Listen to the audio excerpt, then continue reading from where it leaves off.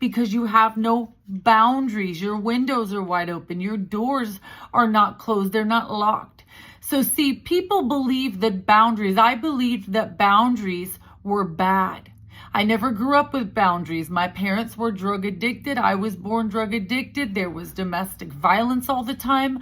My dad was shooting up in the house. He would leave. We would go to different cities and search for him, literally in the car driving around, because my dad was on a cocaine bender, and we did that. He was binging, and then it was crazy. That was what my life consisted of. I would go to school. I would get bullied and picked on, but I had to always take care of my mother.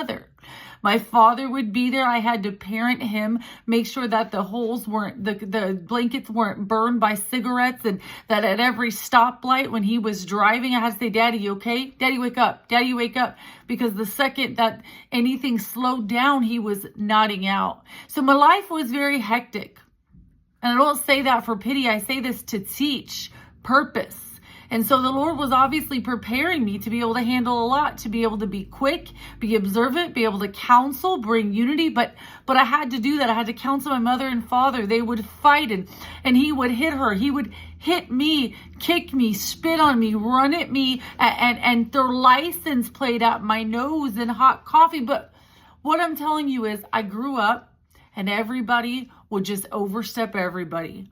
I was never heard. So what I had to say didn't matter unless I was bringing them up from a place of devastation, because they had just caused it. So if I was pumping them happy, if I was loving them, if I was telling them good things, if I was counseling them, parenting them, then it was okay.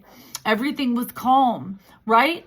But I always had to counsel. I always had to let them take over my time. I couldn't go in the room and play with friends much. I couldn't have boyfriends. They were so overbearing and they overstepped. They did not let me grow and have my own autonomy. Autonomy is be my own person, be individual. So where